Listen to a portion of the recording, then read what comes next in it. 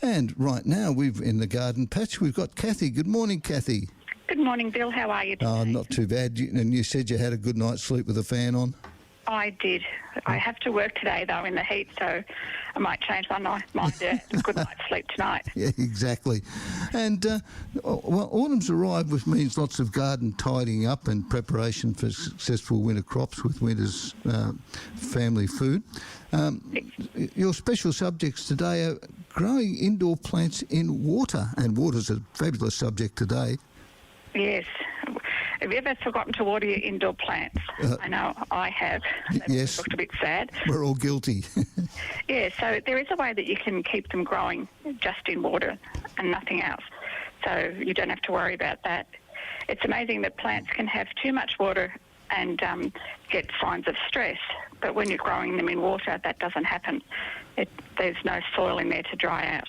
Right, so what's the first thing you do in preparation for this? Well, you can either grow cuttings of plants, and that way you just cut a bit off, of whether it's with devil's ivy or Hoya or philodendrons. There's a whole lot of different ones that you can grow just in water. Mm-hmm. And that piece of cutting that you've done, just put it in a jar of water, and that will start to grow roots. And then once it's grown a few more roots, you can put it in a bigger pot, vase, anything that you want to grow it in. You can even buy specialised glass vases for this as well now. And it's a good way to use up your old vases that you don't like anymore. There's just plain glass, and you can have the plants growing in them and watch the roots form. And do you have to put any medium in there to help the roots circulate? You don't have to. You can put little hydroponic balls down the bottom, but they will float to the top. Right. So you get this nice little layer of clay balls up the top, and that can stabilise the plant. The only thing you have to do is there's a fertiliser specially for growing plants in water. Mm-hmm. So it is a clear fertiliser. Uh-huh. Yeah, so you're not going to have, brown water. Liquid. Yeah, exactly. So you can put that in every so often, but they still will grow without that. But if you're buying an indoor plant from a shop and you want to start to grow that in water, you just have to take it out and make sure you shake off and then wash off all the soil around the roots, and then pop it into an appropriate size glass vessel, and then top the water up, and that will just continue to grow on its own. And you keep changing pots as it gets bigger? You can do that, yeah. Otherwise, you will have all the roots growing around in the pot. You'll be able to tell where there's no much, the whole container's taken up by the roots. Then you can put it into a bigger pot. Right. It looks quite lovely looking at all the roots just inside the pot. I should say the glass container. Yeah. And I've got them on the window sills in the bathroom or in the kitchen, and they're growing quite happily. Right. You could use your old decorative coffee jars. Exactly, yeah. So anything that... crystal vases that you don't want to grow, you don't want to put plants in, bunches of flowers. You just grow the indoor plants in those. And what were some of the plants? You mentioned a couple of the plants. What's a range of plants that you can do this with? There's quite a lot of them. A lot of the philodendrons, especially the ones that look good, the ones that want to fall down, if you've got it high on a shelf or something like that. Yeah. Devil's ivy, as I was saying, the heart-lace philodendron. There's dragon's tail plants, even the peace lily, they do quite well. Hoyas, there's quite a few different ones. A lot of the time it's experiment to see if they'll grow. Right, and there's a big begonia festival up at Ballarat, I think either last weekend or this weekend. And can you grow begonias in this method? The ones that they have at the festival are tuberous begonias. Right. So they won't do it, but you can grow the taller begonias, the spotted ones. You could grow them in water. They have a different flower and a different type of begonia. And do those. They still keep flowering similar to the normal plant? They do, yeah. So you can pick yourself a range of different colours to move around the house. There's the begonias. You probably only have the pale pink and the white in the tree-style begonias that you can grow. So they're not as vibrant as the tuberous ones. Right. That are at the festival. I went to one of those Ballarat begonia festivals a lifetime ago. They're beautiful. And what range of coloured plants would you select, or would you go for the foliage? It's more foliage. Most of our indoors that we grow down here are outside plants up in warmer climates in Queensland and parts of New South Wales as well. So it's done more the foliage colour. But the peace lilies, they'll have a white flower. Yeah. But you can get a lot of variegated foliage in the indoor plants and purple foliage. So there's quite a few different ones you can do. Beautiful. And start the kids off with it as well? Exactly. It's a good way to watch how plants grow their roots, especially if you do it from a cutting, and actually see the processes as well. And remember You don't have to forget to water them. And get the right fertiliser. Yeah, exactly. And what's the fertiliser called? It's just the one that I know of is just a Scott's pump and feed water plants. Ah, right. So specific. Yep, a specific. Right. Yeah. All right. Now, when the heat goes, yes, when the heat finally goes. Yeah. Can we get into the veggie patch? We do. Autumn is a great time to plant all of your leafy greens. Things like your spinach, silver beet, your lettuces, but not the hearting ones like the iceberg, because as it gets colder and they'll get the brown rot to them. But all the other lettuces you can grow. Carrots, your peas and your snow peas, broad beans.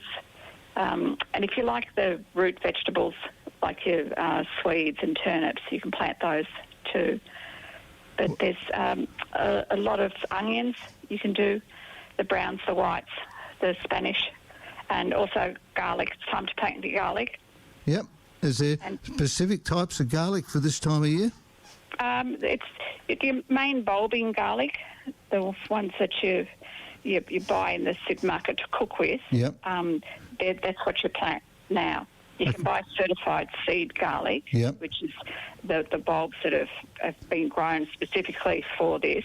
But if you're using, it has to be organic Australian garlic, you can break that apart and plant that as well. So you just plant one of the little sections? One of the little cloves out of the bulb, break them apart. And you plant them around about 10, 15 centimetres apart. And they take a long time, but it's worth it to get a good crop. And with all these different veggies you're talking about, what's the soil preparation required? Usually you want to replace what the vegetables that you've just harvested out of there. You want to replace the nutrients back in the soil.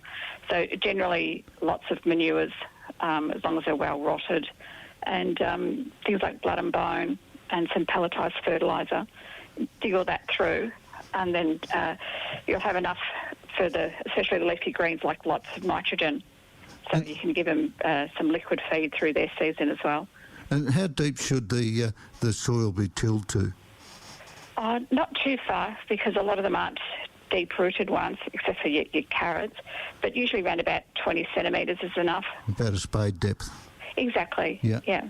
And what about things like cabbage and Brussels sprouts? And perfect time for them. So all of your broccolis, cabbages, cauliflowers, it's time to put them in. Just be aware of that white butterfly. Oh, haven't they been prolific? Oh, they're everywhere this year. Yeah. But you can get some good insect net to put over it, or grow tunnels with insect net, because you don't need the bees to pollinate anything. So it will just keep all insects out. Great. And now that you've said we plant Brussels sprouts, have you got the perfect recipe how to cook Brussels sprouts? Brussels sprouts are supposed to be in the ground by now. Yep. Usually in summer you plant them in the ground. I know it seems strange. It's the only one that you've got to plant early. But the best way to have Brussels sprouts is cut in half and put in a pan with some bacon and just toss it until it's nice and caramelised, and it is beautiful. Right, so we get people eating more Brussels sprouts now. Yes, I didn't like them when I was a kid, but I like them now. Yeah, and I remember being at the Hurstbridge Wattle Festival, and the lady from the CWA gave us a recipe, but I lost it. Oh, no. So that sounds great.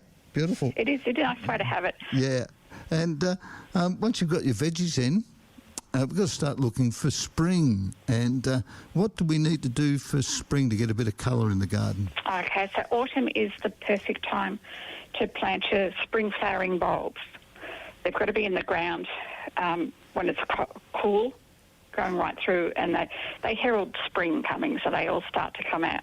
So everything like your daffodils, jonquils, tulips, ranunculus, anemones, bluebells, all those things that we love in spring and love in our garden, we have to think about planting them in autumn. And soil preparation? Again, just dig it through. You tend to, with your bulbs, you have to fertilise them as they're dying down. So you can have some fertiliser through the soil, but it's important when they're at the end of their season, that's when you give them fertiliser, and they'll take that down into their bulb for the next season. But the more ones that you buy should have had that done at the wholesale place where they're grown. And would that be liquid fertiliser more than soluble fertiliser? No, you can put pellets down, or liquid or soluble, any sort of fertiliser. As the plant's dying down, they'll take it back down into the bulb. Right, so as long as you get a bit of water? Yeah, not too much water. Mm-hmm. They don't want to be too wet. The tulips, if it's still warm, put them in the fridge, just in your vegetable crisper, for about 4 weeks, and so they really like it cold. Make sure it's in your bar fridge, not in the kitchen fridge. You can just put them in your normal fridge as long as you know not to eat them. You'll be fine. You put them in a bag and mark tulips. Do not eat. Yeah. No, exactly. Do not eat. Now tulips. There's a whole range of tulips out now these days, and all different shapes and colours. There's some beautiful ones, and there's ones that we don't think of as the true tulip flower. They've got like frilly edges to them, multicoloured ones, and some that open right out rather than being that tulip shape. Oh, yeah. Some beautiful ones around and lovely colours. And same as the ranunculus, they've got some beautiful mixed colours at the moment.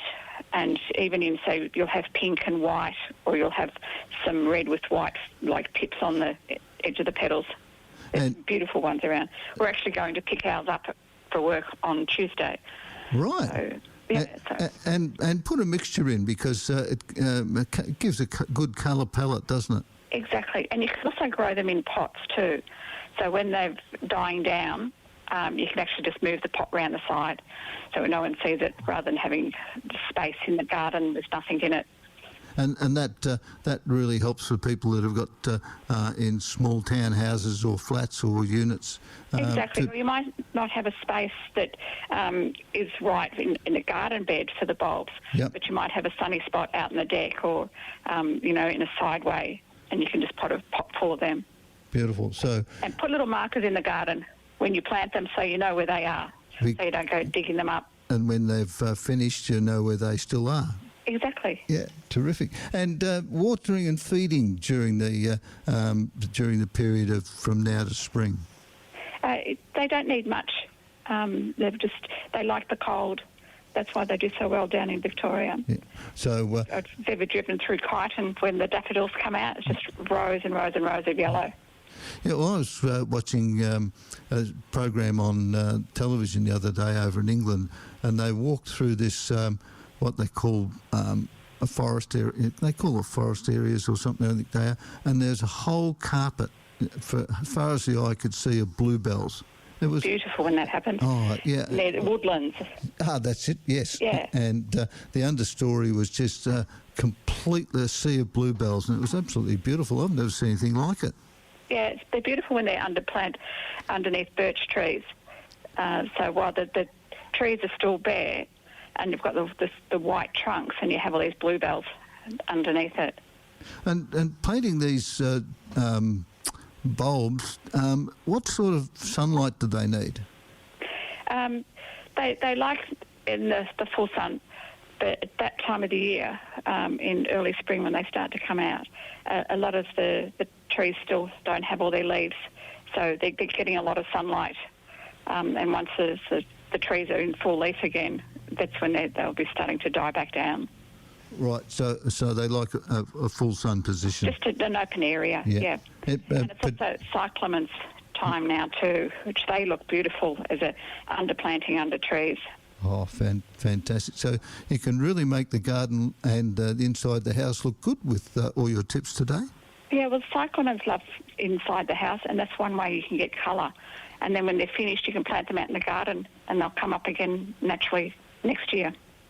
Terrific. And the Dutch iris comes up a bit different to the, what would you call it, a natural iris? Or the... Yeah, they're different to the bearded irises. Yeah. The Dutch ones, some people call them the florist irises as well. And you can get them in mixed colours at the moment too, which they look beautiful scattered through the garden. Beautiful. All right, well, we've just about run out of time, Kathy. Oh, I'll have to stay out of the sun today. Yes. And when it's cooler, put some mulch on your garden too. Yeah. And don't start planting your bulbs quite yet because the temperature's it's too hot. Even next Saturday it's 24 with a low of 13. So what should the overnight temperature get to before you start putting the your bulbs in? I think it's more like your daytime. Once you get into the 20s, it should be fine, like the low 20s. Yeah. Yeah. Okay, thank you very, very much. And right. Apologies for Thurston not being here today, but he had to work as well. So no. and thank you. And you'll be back in a month's time with Thurston. Because I'm going to Japan next Sunday, so I'll be talking to him all about the cherry blossoms. I went there back in 2018 or something, and it was absolutely marvellous. It's beautiful. I've been there once before. This time will be cherry blossom. Yep. Yeah, and that's the time I went to in March. It's beautiful. Yes, very much around Tokyo and Kyoto and and Osaka too. Going to all those again. Yes, and so have a great time, and you'll be able to tell Thurston all about that too when you get back. That's what I think I'll be doing. Thank you very much, and have a great day. Stay hydrated. You too, Bill. Thank you very much. Thanks, Kathy. Where can they find you if they're looking for some advice? I'm down at Mitre 10 in Diamond Creek, and I have to work today, so and tomorrow in the heat. All right, and you haven't got much cover there in the nursery, have you? No, I'll be staying inside if I can today. All right, so if you want to look up Kathy, go down to Diamond Creek, and you'll see her somewhere sweltering in Mitre 10. Bye for now. Bye-bye. Bye-bye.